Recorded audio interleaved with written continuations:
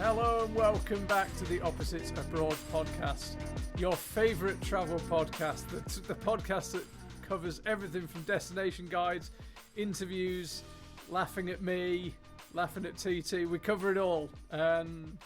Yeah, primarily at me. I'm an easy target. 5'9", no hair. You know what? Before we even get on to today's topic, I have to tell you that I was at the chiropractor the other day and she described me as long and lean. And she meant my whole body, not a specific appendage. So I'm still living off that. I told my wife and she just burst out laughing, but I'm taking it. I'm going to ride that wave to the beach. Anyone who'll listen, if I see people out, I go, hey, by the way, my chiro said I was long and lean the other day. So just... Yeah, it's always weird when you're in a vulnerable position and someone starts complimenting you. Like you're getting a massage and someone starts talking to you about your body. That's a very strange feeling. Well, I was explaining that my back injury gets worse when I jump, and she goes, well, it's because you've got like long levers, you've got long legs. I was thinking, oh, this is awesome. Yeah, so... So yeah, we've been on the podcast. I think it's about a minute and 9 seconds, and I managed to get in that compliment, but no way I was going to let it slip. No, I don't blame you. I've said that about you forever. Yeah, I know. You're kind of a little bit... Oh, in fact, let's just part that one. Yeah, because they're like house trial. I'm like, he's long and lean. Long and lean, same as ever. Yeah, LL. We should call it, since I'm TT, you get to be LL. Yeah, exactly. Long and lean. Yeah, there was no way I was going to let an entire podcast, let alone the first minute of a podcast go without mentioning that. So now that I've said that, we can actually talk about today's topic, because you and I are always text each other when we're traveling, and often it's people that have bugged us. There was this person on the plane and they did this. It really annoyed me. And we also, I think, much as the podcast is called Opposites Abroad, there's a lot that we agree on in terms of how you should travel, what makes a good traveller, what is acceptable travel etiquette. So we thought we'd put together a top 10, well, a 10 of maybe 100 tips, but top 10 things that sprung to mind of how to be a good traveller. So we're talking about etiquette and just how to make your travel experience and the travel experience of people around you better. Yeah, and I believe very strongly in this. I think it's kind of like the Japanese philosophy of don't bug other people. And I feel like if I make someone's day worse, or because I'm annoying or irritating, or my kids do, or someone that's with me does, then I failed at that day.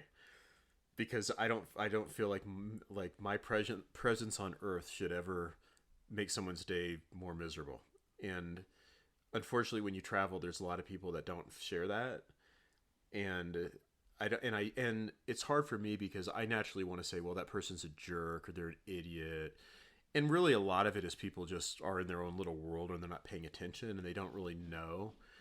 But I have to remind myself of that sometimes. Yeah, I mean, I off the top of my head, I can think of a handful of people that might feel that your presence in the world has made their lives worse, but we don't need to dig up all your your personal history. Yeah. Well, I'm not talking about like ex-girlfriends. I'm talking about people in like my day-to-day. I know, just when you were saying that, I was thinking, I reckon there's a couple of people out there. I bet there's probably someone secretly listening to this podcast right now saying, that guy made my life worse. But, you know, I do my best, and I try not to.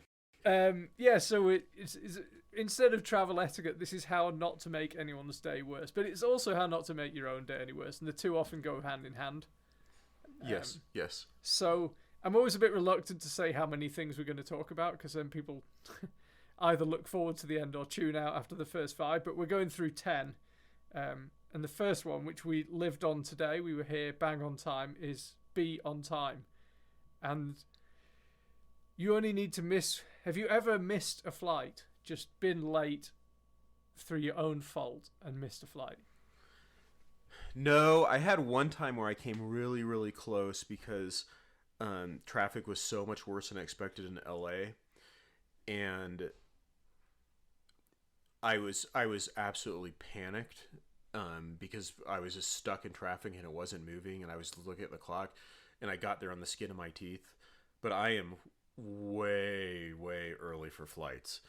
I have status with different airline stuff, so I go to the lounge and I have drinks and I relax. And even if I don't, like I was in North Carolina last weekend with my son. We were at a little airport with no lounge.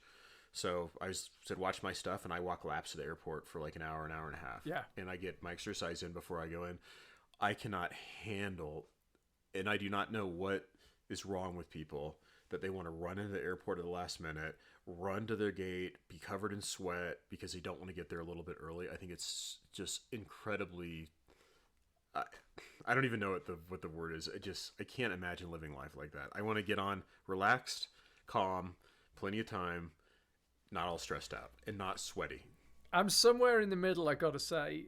I kind of feel like you only get one life and I only want to spend so much of it in an airport, but I definitely don't ever get in the position where I might miss it. So I'm always on time. I have missed a flight. I missed a flight to Canada through, again, I claim it was no fault of mine. It was a guided trip when I was a teenager, and the guy leading the trip set off too late and we missed the flight out of Heathrow. But yeah, most people have had some kind of travel disaster, and so much of it can just be solved from being on time. So you just never know what's going to happen. For instance, in Denver, the different terminals, there's no walkways between them because they built it stupidly. You have to get that train. So you have to do a train. So if the train breaks or isn't working, then they bus between the terminals. And it's a nightmare because they don't really have those buses ready to go, and it can take forever. And I've seen that happen. So for me, I don't want to ever be in the position where I get there and I'm like, oh my God, the trains are busted. Now I can't get to wherever I need to go. I'd rather just get there early. And the reality is it's actually probably good for me in the lounge because I can sit and have a drink or eat something, and I can get some stuff done on my phone that maybe I'm too busy to do at home because I'm forced to sit there. Or I'm walking laps because even if I'm by myself, I will still walk laps at the airport for exercise.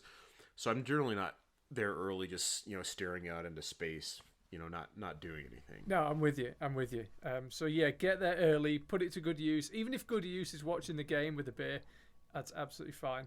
Number two. Yes. Number two. Wait, no, I'm not ready for number two. You're not ready for number two. Okay. So a number one too. Another thing is be a good travel partner. So if you're traveling with somebody, don't be the person that they have to wait for all the time.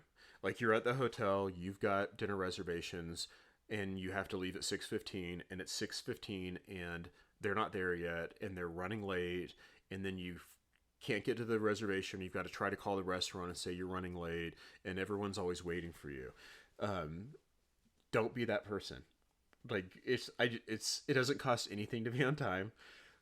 I always try to be a little bit early. My mom's Southern, so it's kind of that old saying, like, if you're on time, you're late. And just don't be that person that everybody's waiting for. If you're on a tour, don't be the last person on the bus that everyone's waiting for constantly. It'll just piss everybody off at you. If they say, we have 15 minutes to go take a picture of this waterfall, be back in 15 minutes or 14 minutes. Yeah. And don't be where the tour guide has to go find you and everyone else has to wait. Just be considerate of other people and their time. And we had Jake Sommers on, Luke Combs' drummer. Yes. And that's exactly what he said. Half an hour is on time. Half an hour early is on time. And yes. When he got the job with Luke, which has turned into him drumming in possibly the biggest, most famous act in the world right now, he turned up half an hour early and got all his gear ready so that when everyone else turned up, he was just sitting there ready to roll. So, because really it's disrespectful, because it's basically saying my time is more important than your time, and I don't care if you have to wait for me. Yeah, exactly. So number one, thoroughly debriefed. Number two kind of falls off. I'm not done with number one. No, I'm just kidding. I'm done. Number two kind of leads on seamlessly, which is be organised. Actually, subtly different from being on time, although the two go hand in hand. I can't believe how many people I travel with who just keep their passport somewhere. I keep my passport in the same place, always. Never changes. It's always in the same place. I just be organised. Write down the number of your flight, which terminal you're going to, how you're getting there, which train you're going to get.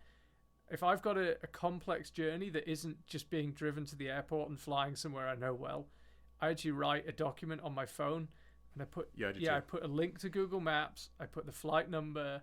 I put all the stuff that I might want to know. And you know what? I actually have an example of where my organization failed me. I learned a good lesson.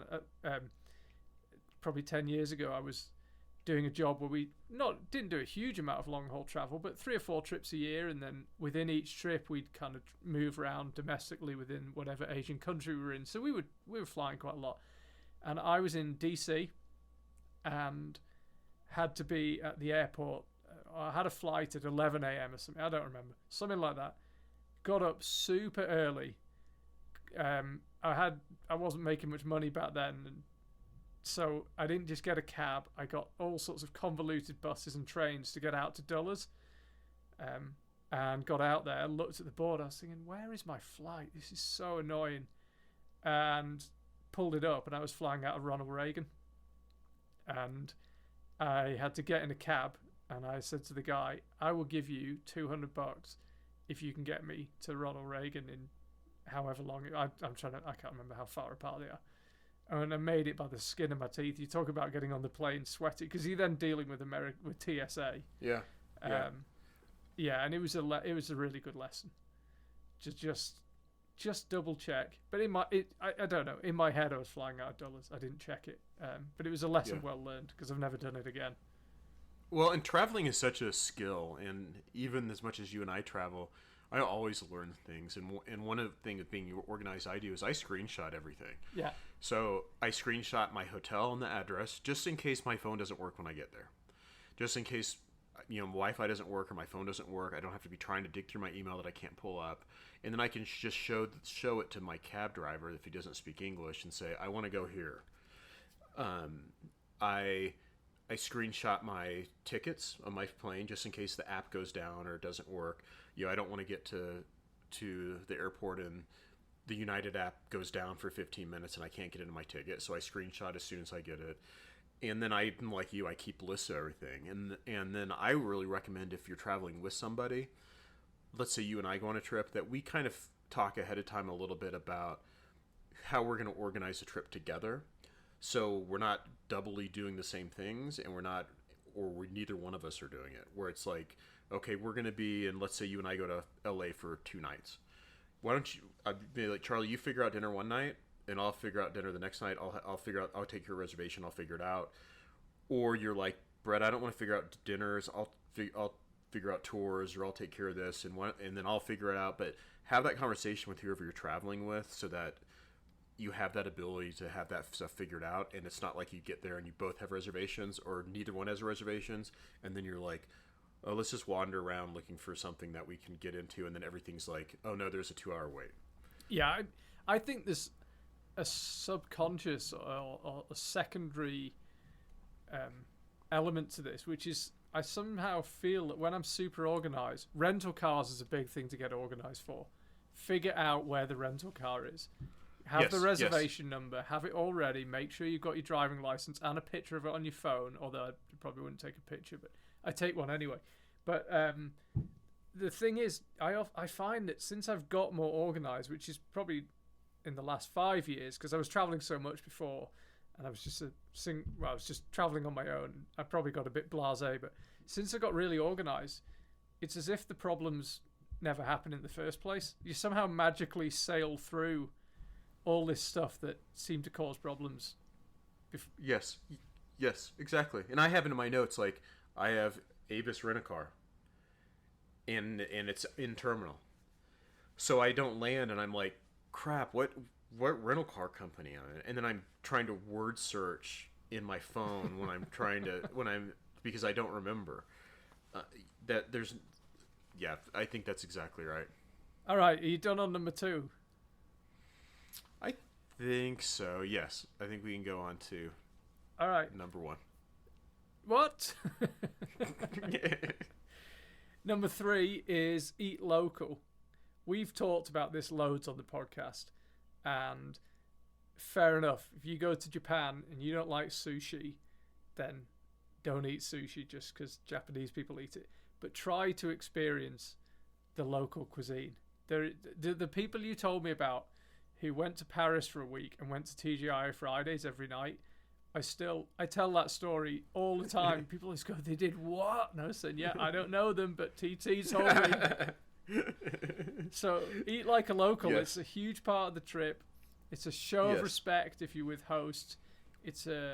You really get an insight into a place as soon as you're sitting shoulder to shoulder with someone in their everyday life. Yeah. When I was just in Israel and like I went to one dinner and in the menu a lot of it didn't really look Israeli. It was kind of a high end restaurant, and I asked the waiter. I said, what on here is the Israeli? Well, this is probably the most. Okay, I'll take that. And then what kind of wine do you want? I want Israeli wine. Yeah. Yeah. What kind of beer do you want? I want Israeli beer. Like I can get other stuff everywhere, and even though there's things I really like, I want to try different things and where I am and get out of your comfort zone. Now there's some things that I just hate, and I know some people have some dietary restrictions and things like that, but try the local stuff. Yeah, because the worst thing that can happen is you don't like it, but I bet you remember it. Yeah. I cannot remember any fast food meal I've ever had. I can remember every time I tried a local dish, and it was absolutely disgusting. Yeah. It's interesting at the very least. Yes, and even on my Israel trip, I was with a friend, and there were a bunch of food came, and one of the things was steak tartare, which is very popular in other parts of the world. It's not so popular in the United States.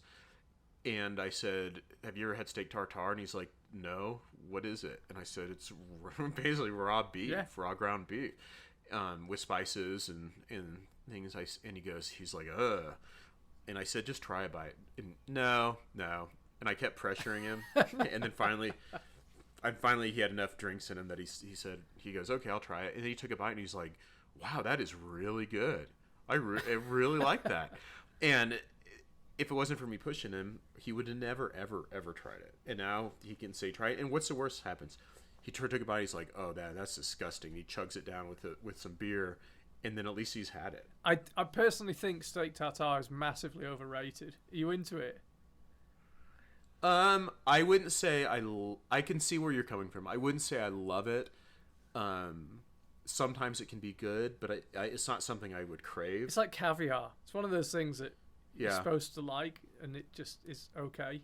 In fact, I don't even like caviar at all, but it's one of those foods that's deemed to be luxury, and I think it's overrated. But yeah, I could see that. But because you've tried it. Exactly. But yeah, I mean, I think Anthony Bourdain had it best. He always said when he walked into a restaurant and he talked to the owner, he'd say, "What would if you went round to your grandmother's house for dinner, what would she make you?" And people always go, "Oh, she'd make." So with my grandmother, she would make what we call scouse, traditional northwest English meal, and it's lamb, carrots, tomatoes, and potatoes put in a big stew and a big broth and just cooked to death. And sounds good. Yeah, it's great. And he said as soon as you ask someone what they would make, their eyes light up and they start describing flavors and textures and ingredients. And he always said, "Well, just make me that. That's what I want." Yeah.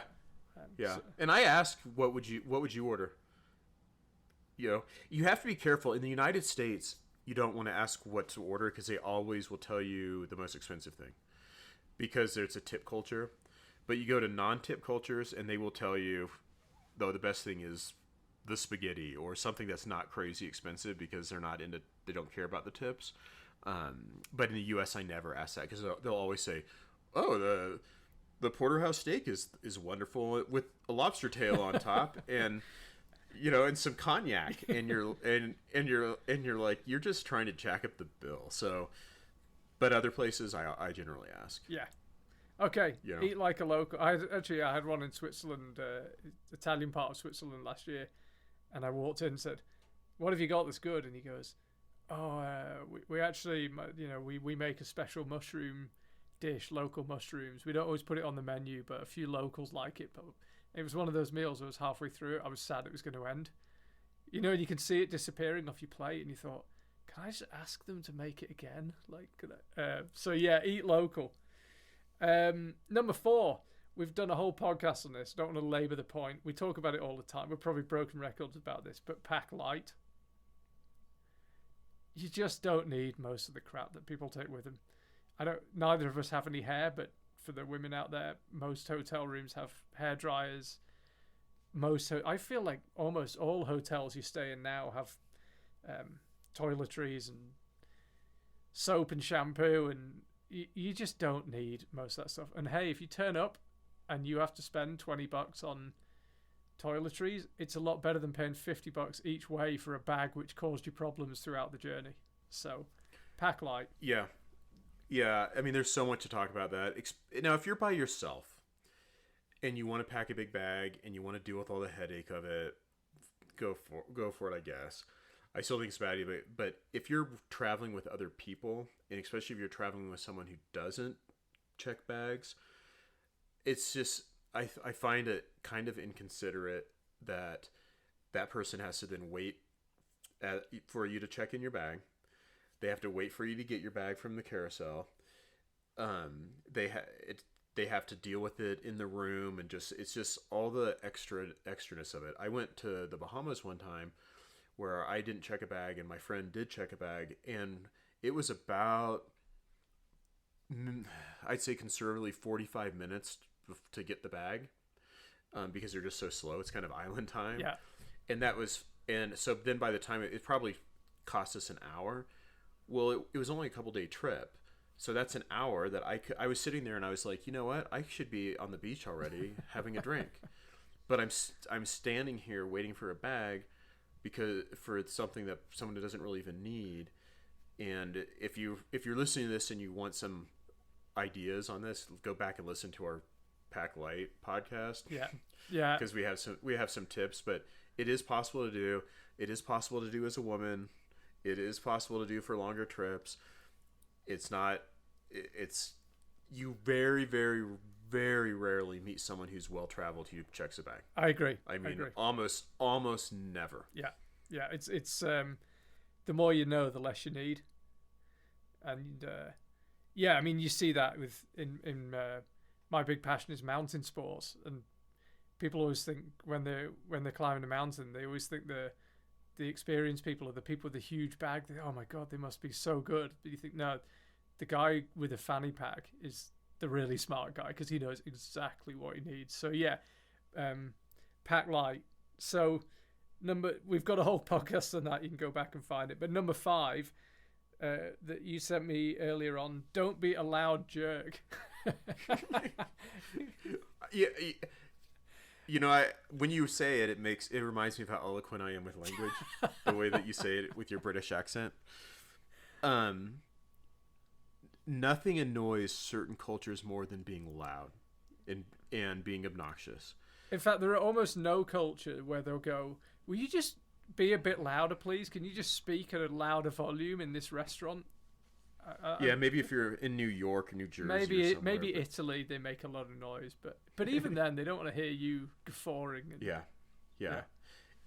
Especially with the climate right now, with having an American accent. And Americans tend to be very, very loud. Australians can be very loud. Who else is stereotypical loud? Some Brits, some Germans, maybe. Some Chinese can be that way, and it goes back to my kind of first thing is don't irritate people around you, and don't talk super loud. You don't need to talk super loud. The person across from you needs to be able to hear you, and that's it. Other people at tables shouldn't hear your conversations. Other people walking down the street. If you're out in public, you're kind of making yourself a target because then you're obviously a tourist. You don't know who's around. If you keep your mouth shut and you wander around, unless you're dressed ridiculously, you can kind of blend in with the locals a little bit. But you start, walking down, you're like, well, golly gee, and you start, really loud talking in an American accent, you're going to get some looks, and you don't want someone that's standing around be like, oh, that's an American. They probably got some money. They look like they're probably traveling. Just don't do it. One of the things that drives me crazy is when people watch something on their phone without headphones. Yeah, it blows my mind that anyone... How could you be so rude? Can do that. Or they'll talk on the phone with like FaceTime or whatever on speaker. It's like, if you want to take a call, get off the video chat and put it up against your ear and talk like a normal person. And they'll do it at airport lounges. They'll do it on airplanes before it takes off or right when it lands. They'll do it at restaurants.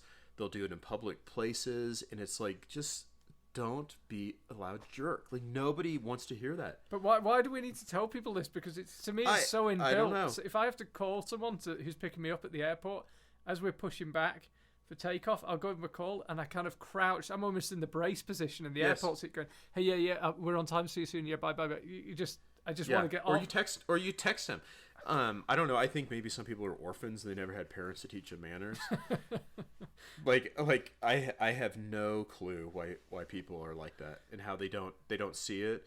And yeah, I could talk about that forever. That's loud people just drive me absolutely crazy. Just absolutely crazy. Well, and you go to a French restaurant or something, you talking really loud at a fine restaurant, people are going to look at you like you're an uneducated idiot.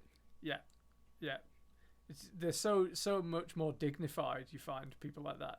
People in France, for example.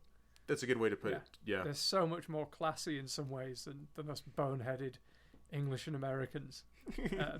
But yeah, and you know what, while we're at it, don't wear a hat in a nice restaurant. Wear shoes to breakfast. We've covered all this. Yes, that's some of my stuff. Yeah. Do you remember? I know in Australia, you don't have to wear shoes to breakfast, or, but in the rest of the world, wear shoes to breakfast. Don't wear a hat in a fine restaurant. If I owned a fine restaurant, I would make it so people couldn't wear hats, but nothing's tackier than being at a Michelin star restaurant and some guy's wearing a baseball hat at a fine dining. Dress nice. And you don't have to wear like a tuxedo. We're not all James Bond, but do the best you can with what you have and take your freaking hat off. Yeah. It just drives me nuts. Have you ever seen that video on YouTube? It's worth looking up. Christopher Hitchens' 10 Commandments. He goes through the existing 10 Commandments and says why he doesn't like them very much. And he says, well, if Moses can be a revisionist, because there were 4 versions of the 10 Commandments, he said, well, if Moses can be a revisionist, then so can I. And he comes out with 10 of his own moral commandments, and number 5 or number 7 or whatever, and he says, turn off that fucking cell phone.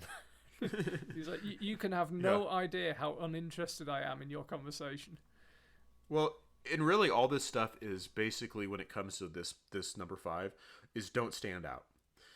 So if you're not wearing shoes and you're the only person not wearing shoes, and another thing is, don't take your shoes off in the airport lounge. He does that. If you take them off on a plane, put on some sort of slipper or oversock. Never be barefoot basically in public. If you look around, have some situational awareness, and if you look around and you say, I'm the only person in this restaurant wearing a baseball hat, maybe I should take it off. Or I'm the only person on the airplane doing this, or I'm the only person in this area talking on my phone super loud. Maybe I shouldn't do that. Or people watch YouTube videos in restaurants with the sound on, and it's just don't look around. What is everybody else doing? Okay, this is not the place for this. I will do it later. I'm sure that your TikTok video can wait a couple hours until you get back to the hotel room for you to watch. I agree, and the irony is as well that the best travel is when you tread lightly. You will have the most interesting experiences when you blend in and you watch what is going on around you, and when you observe, and when you put your phone away and stop looking at Instagram and just quietly drink a beer or a coffee on a street in Paris and just watch what people are doing. That's when you have an experience. So yeah, if you're guffawing, and English people are equally bad for it. Well, another thing is your kids. The restaurant is not a playground. I noticed that in Bali a lot, that some of the Australians were that way. Their kids would be just running crazy in the restaurants. And climbing on stuff, climbing on trees right outside the restaurant, and where the staff had to go out and watch them. And it's like, and I can say this because I'm a parent. I have two sons. My kids sit their ass down at meals. They don't wander the restaurant. They don't stand on the chairs. I don't let them be on their phones, so they can't sit and just play video games while we're at dinner. Like, they have to sit like adults and learn how to be an adult. I agree. Well, I mean, not everyone has an electric collar like you, though. But nothing's worse than you're at a nice restaurant, you're trying to eat a nice or breakfast at a hotel, and there's kids running around you screaming or tripping or falling or whining or whatever it is. And if your kid starts crying, take them out of the restaurant. I think you've also got to be selective about where you take them in the first place. Yes. Yes. When you've got really young kids, don't have them in the first place. That's my best advice. I'm going to plead the fifth and move on to the sixth. We got our sixth tip is learn the language. This does not mean if you go to Bali for the week, you need to master Indonesian. But I make such a point of every country I go to learning how to say, "Do you speak English, please?" Or at least hello or thank you. I find it insanely rude when people just walk up to someone in a foreign country and speak to them in English. Yes. I think it's fine if you apologize, kind of hold your hands up and sort of say sorry, or But I've seen tons of travelers just walk up to someone and just go, "Hey, buddy, can you show me where the when we lived in Austria, I actually knew a woman who was English first language. She never learned any German, which is fine. Like, my German's not as good as it could be, and could have made more effort. I'm not giving people a hard time if they can't speak fluent German, but she lived her life in English. She would go in to dental clinics or the supermarket or her kids' school and would just speak English as if she was in England. I couldn't believe it. She never learned, "Can you speak English?" She never learned anything. You'd be out with her in a restaurant and the waiter would come over and she'd go, "Hey, can I try the..." You think, oh, okay. That was me thinking we're in Austria. Yeah. And yes, and don't talk louder if they don't understand you. I mean, you kind of taught me that when I went to France, and I actually was giving that advice to someone last week. When you go into a restaurant in France, I don't go in and go, "Hello." Howdy. Yeah, I go up and I'm like, "Bonjour, parlez-vous anglais?" And then they'll usually help you. And I had an incident. I can't remember if I talked about this on a previous one, but during COVID, I was in Bordeaux, and I went into what I thought was where I was supposed to get my COVID thing jammed at my nose. And I was in the wrong place. I was in some other doctor office, but I went in and there was a bunch of women working in there, and I was polite and well dressed, and I think I said bonjour, and then I said, probably, and they're like, "No, we don't speak English," and I was trying to pantomime. I said, the COVID thing, and they were just like, "We don't speak English," and then I said, "Hablas español," and then they looked at me and then they're like, "We actually speak English." Really? Yeah, because they just didn't want me to go in there and just speak English to me. They wanted me to prove. And then as soon as I was and I didn't even speak enough Spanish to really probably even communicate very well because my Spanish is terrible. But they were kind of like, "Okay, he's trying." You would give him a break. Yeah, and then they're like, "Okay, well, just this, you're in the wrong place, but you need to go over there, or whatever." But if I hadn't asked them if they spoke Spanish, they wouldn't have helped me at all. So yeah, a little bit of language goes a long way. Number seven, you sent me your notes on this. I mean, it makes War and Peace look like a pamphlet. Flight etiquette. So, and I feel strong about this, and for full disclosure, my father was a pilot. So my dad was really into flight etiquette and would talk about things on the plane, about what should and shouldn't be done by people. And some of it was just his personal things from flying for so many years. And then the other thing was some safety stuff.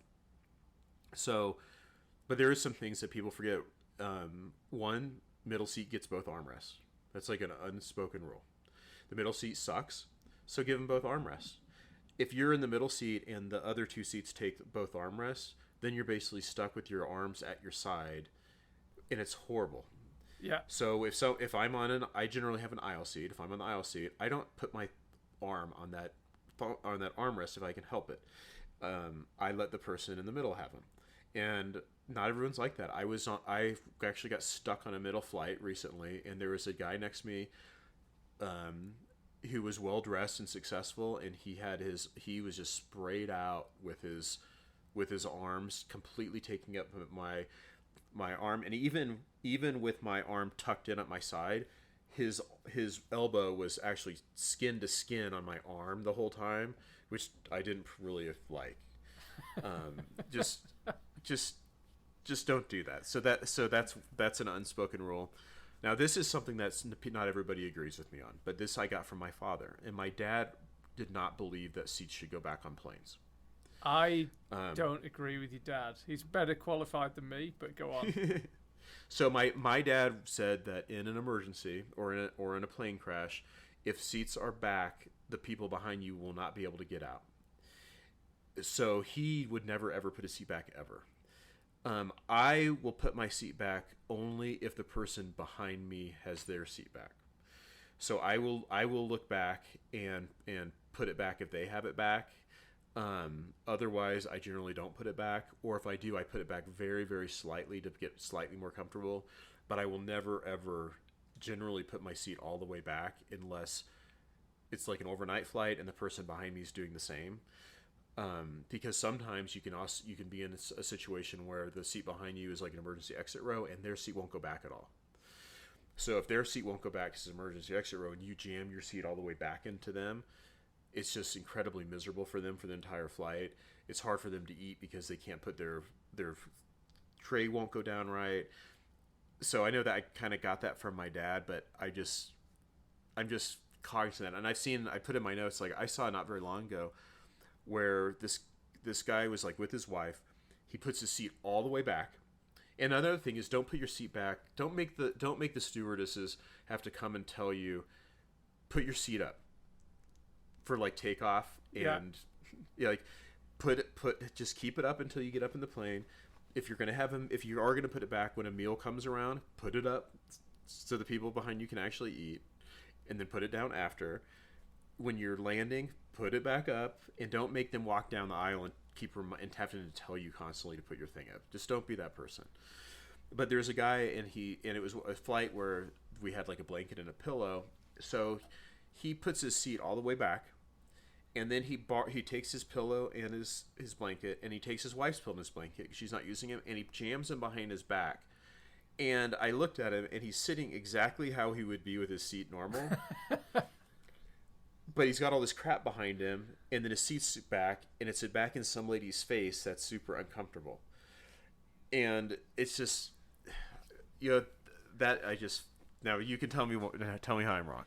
Well, for a start, I feel like most people put their seat back, so I don't feel bad doing it. But the other thing is, the chances of there being an emergency are very low.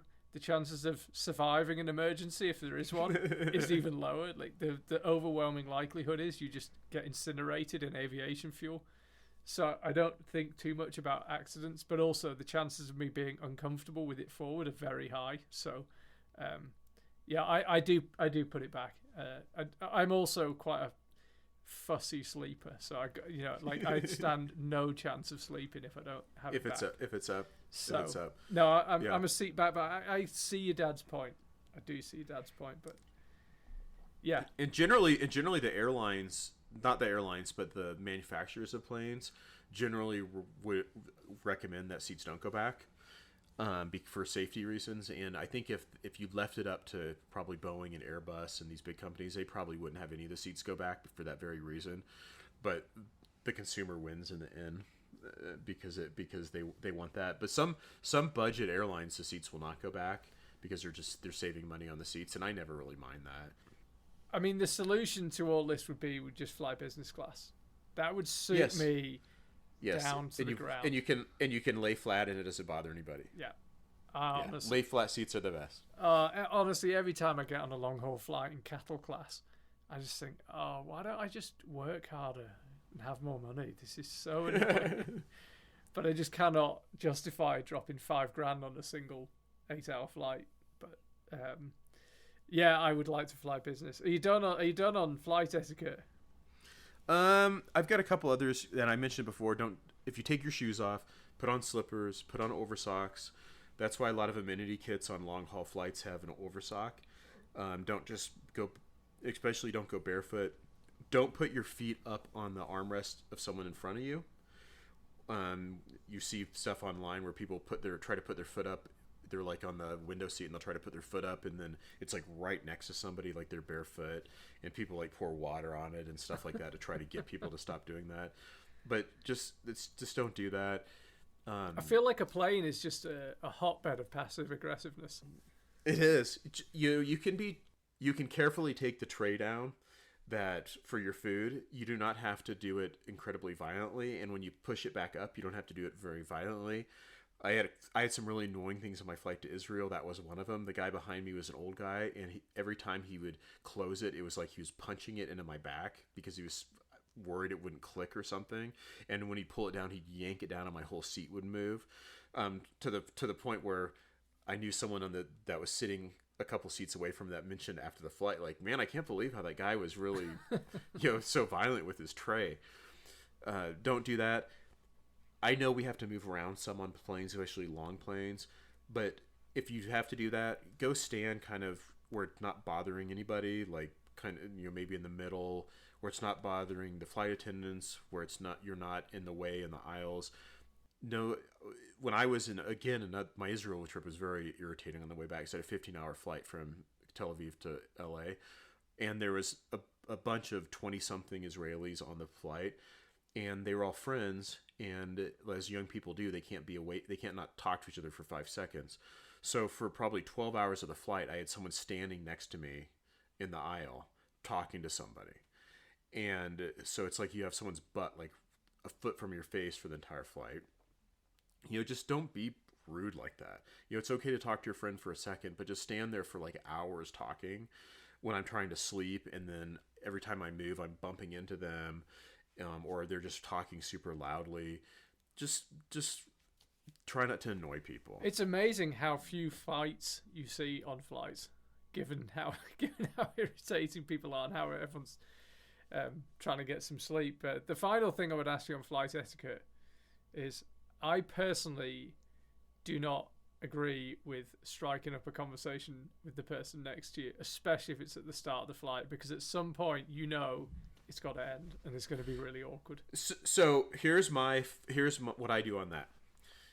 The worst are old white men. Why is that? Old white men want to talk. They want to just talk about something, and I don't know why, but they do. So and I generally wear over the headphones like I'm wearing now, like noise canceling headphones. But if I'm ever get on a flight and I see that there's an old white guy next to me, I immediately put my headphones on, and when he tries to talk to me, I make a big production like I've got to take it off, and like, what? I'm sorry. Oh yeah. I'm going there on vacation, and put it back on, because if you don't, they will talk to you forever and ever and ever. Yep. And they might be salespeople or just who knows what it is, but that's my. Old white men are the worst.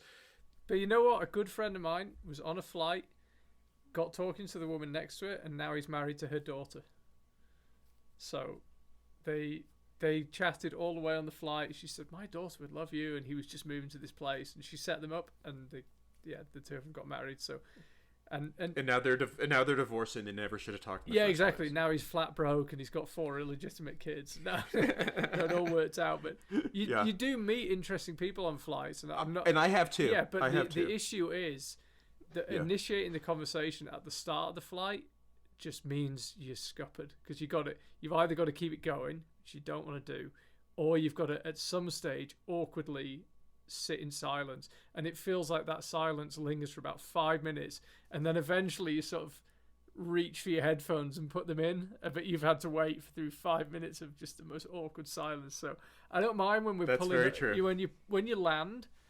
I don't mind if someone says, "What are you doing here?" or because you think, okay, we're just going to taxi. Yes, that's fine. Yes, I actually caused mortal offence on a flight once, because I was flying to Nepal for a guiding trip, and got on the plane in London, and a guy starts asking me questions, and I had to kind of suss out that he wasn't one of my clients, which was, so I wasn't rude. And I said to him, "I'm really sorry. I don't want this to sound as rude as it might, but I'm going to work, and this is really just my time to be quiet. and he was so pissed off. He didn't say anything. Really? Yeah, but he didn't say anything. Was he an old white guy? Yeah. Yep. Yeah. He didn't say anything, but when we got off the flight, I said, "Have a great trip," and he literally just wouldn't even look at me. But I just thought, you know what? I'll take that because I got 8 hours to myself. So yes, I'm happy with the awkwardness. All right. So we've done flight etiquette. Number 8 is, I think, a good one. Don't expect things to be like you're used to, which is another TT rule, and I 100% agree with that. The whole point of going somewhere different is it's different. Yes.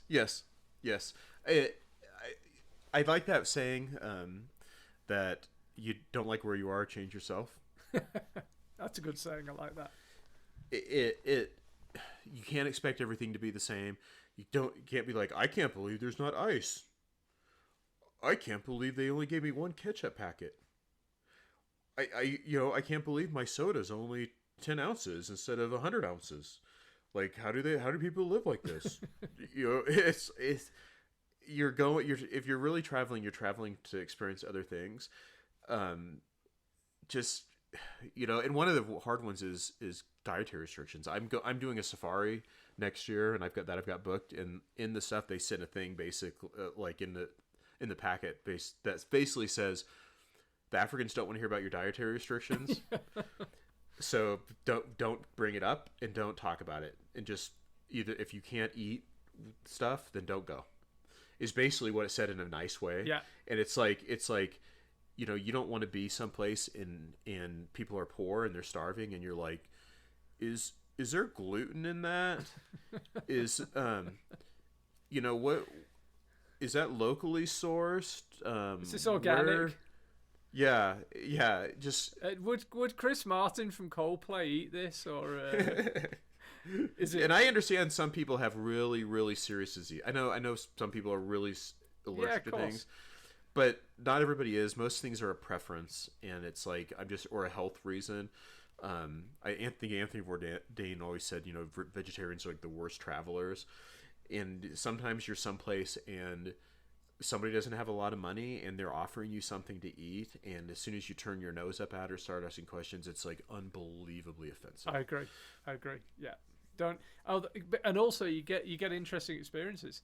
Remember the first time we went to the States, I went to a grocery store. I'm walking around. Eventually I found someone and said, "Hey, can you tell me, like I can't find the wine?" And she goes, "We don't sell wine." I was thinking, I came from France. Can you imagine? You buy France in gas station. You can buy drink in gas station in France. It was like, I'm sorry, why don't you sell wine? She goes, "You got to go to the liquor store." I just had no idea. I couldn't believe. I got to go back to my wife. I was going, "They don't even sell booze. What are we doing?" But you know what? It was an interesting experience, and it would have been a hell of a lot more convenient if American supermarkets sold booze. But yeah, don't expect everything to be like you used to, I think is a good rule. Hotel rooms. Yeah. Oh, the hotel rooms are small here. Yeah, isn't that interesting? Small. Isn't that Yeah. Like I love telling people about hotel rooms in Japan. I love a hotel room where I can walk around in my underwear and have tons of space. That's great. But when you go to Japan, part of the experience is it's smaller than most bathrooms. That's the deal.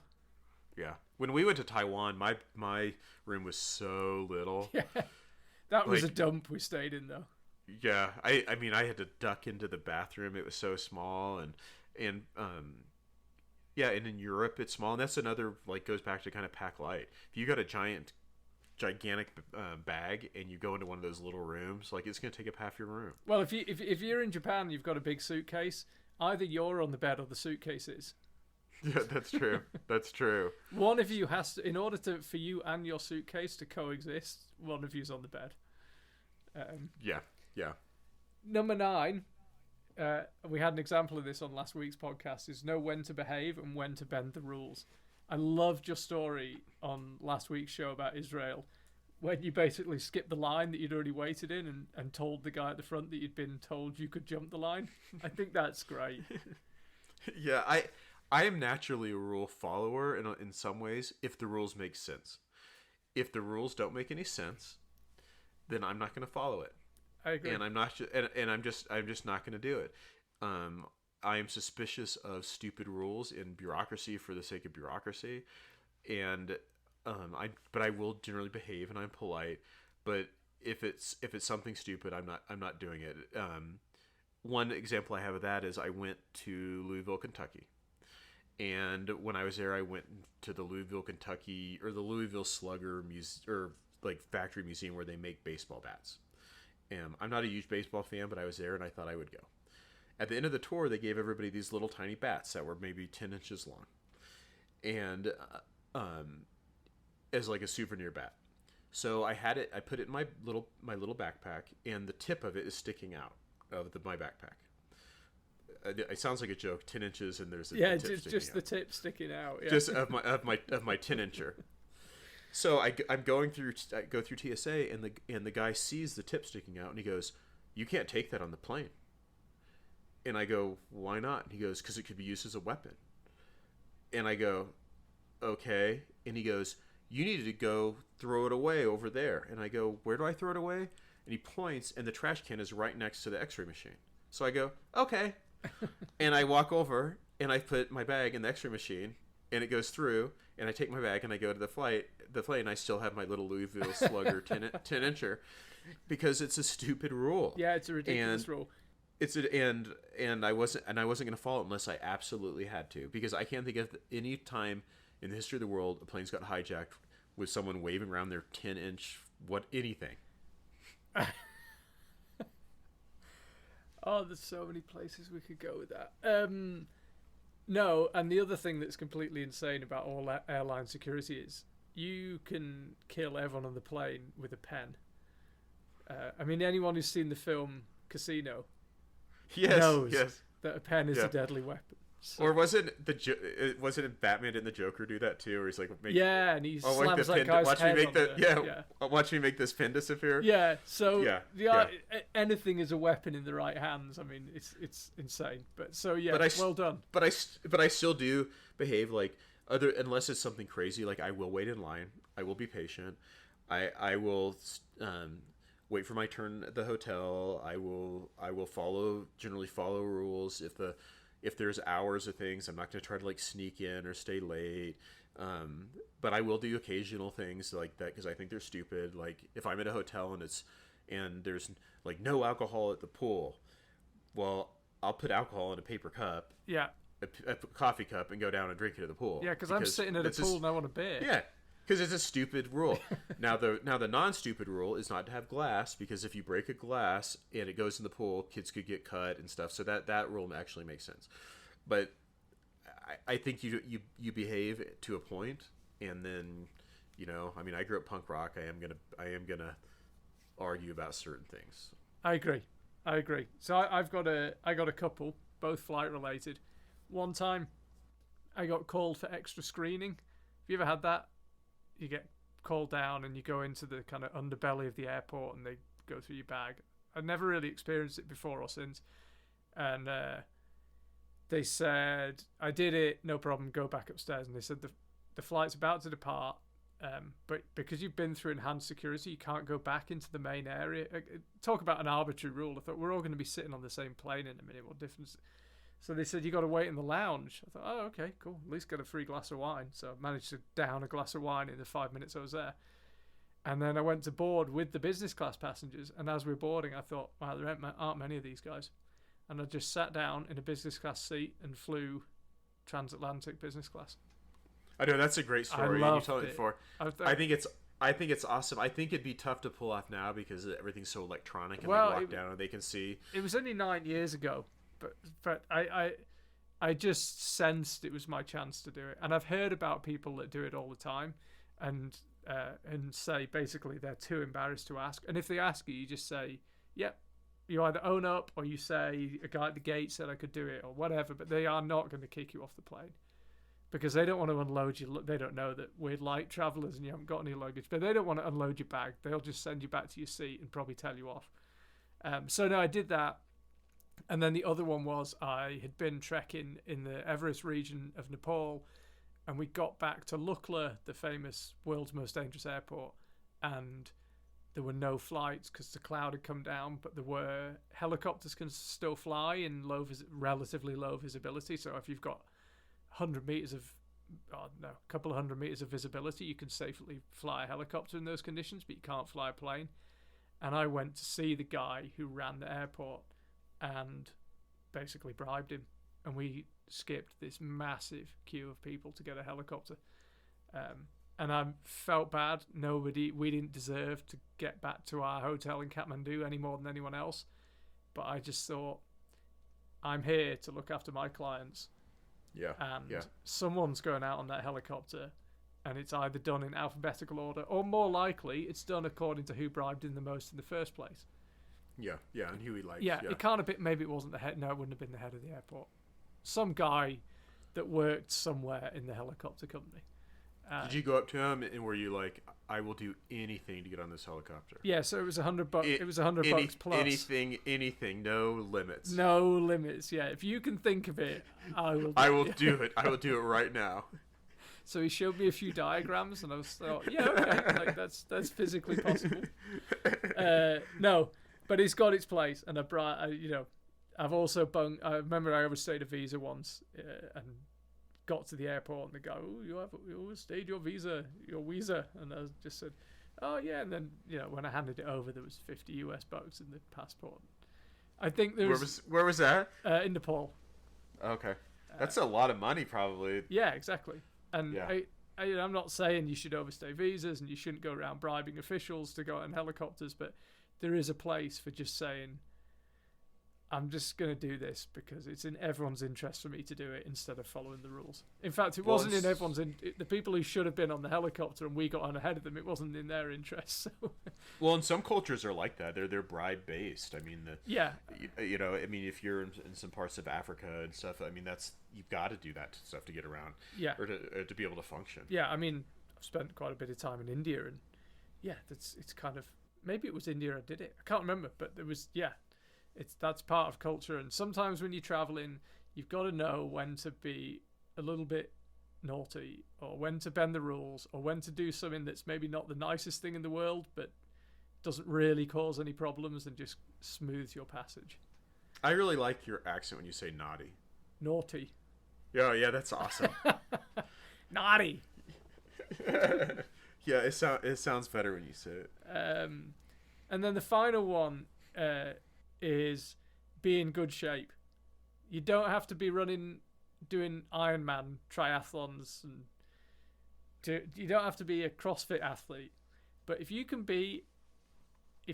not be in bad shape, if you can walk 2 miles through an airport, if you can fit comfortably into an airline seat, if you can carry a bag for a mile, you are going to have a vastly better travel experience than someone who can't. Yes.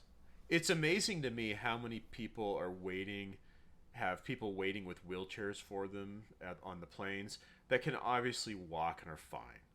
Like, I mean, that I feel like people take advantage of things that are actually needed by people who are legitimately handicapped, and then it bogs down things for everybody.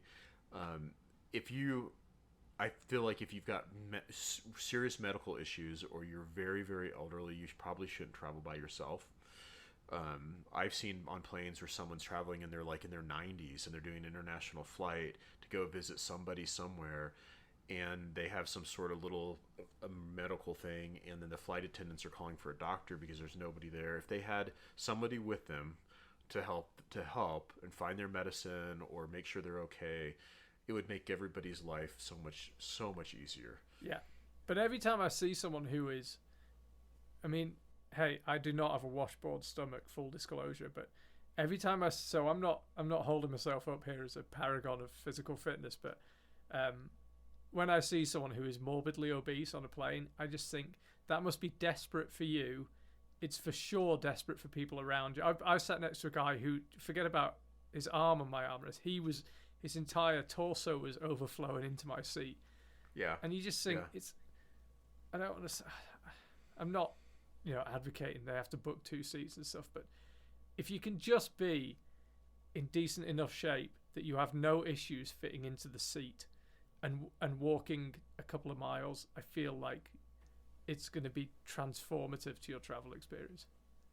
Yeah, I don't know. My kids still talk about it. We went to Atlanta one time. We did a tour of like the Walking Dead sets where they film it, and the tour started, and it was like, okay, there's some walking on this tour. There's this gigantic guy that was on the tour, and we went literally half a block down the street, and he was huffing and puffing, and he was like, he just goes, I can't do it, I can't make it. And like that was it for the tour, and my kids were flabbergasted. They were this was probably 5 or 6 years ago. They could not believe that this guy couldn't walk half a block down down the street, and he missed out on the whole thing. And on top of that, it's embarrassing. It's bad for his health. I'm not saying it, not everybody's an Adonis like I am. I mean, I totally get it, but but to getting yourself to the point where you can't even do anything is just really dangerous, and it takes away from people who legitimately need those services and are legitimately handicapped. And I often am so impressed when somebody has something like they're in a wheelchair, or they have something going on, and they do travel, and they don't let that change their life dramatically. So don't put yourself in the same situation as them on your own. I agree. Yeah.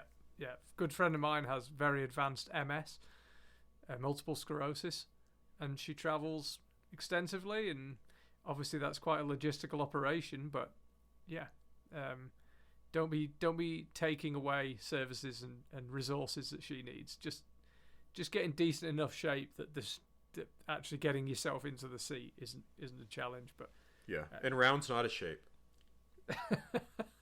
I guess that's true. I guess technically it is a shape, but it's not circle in shape.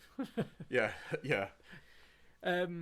All right, cool. That was fun. Well, in just 1 hour, I feel like we've taught people how to be good travelers, according to us. So people might be listening to this thinking, right, number 3 is nonsense, number 4 is nonsense. Yeah.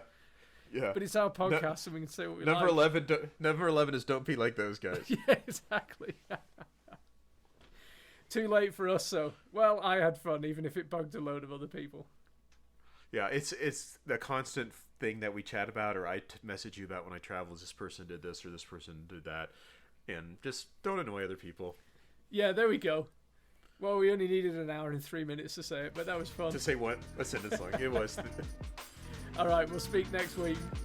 Okay, sounds good.